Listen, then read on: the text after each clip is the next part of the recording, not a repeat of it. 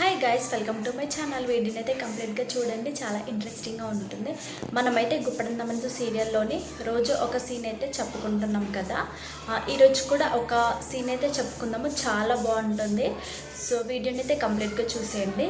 వసుధర కిచెన్లో వంట చేసుకుంటూ, ఏంటి మేడం మీరు కొంచెం ఆ కూరగాయలు కట్ చేయండి అంటూ తనలో తను మాట్లాడుకుంటూ ఉంటుంది.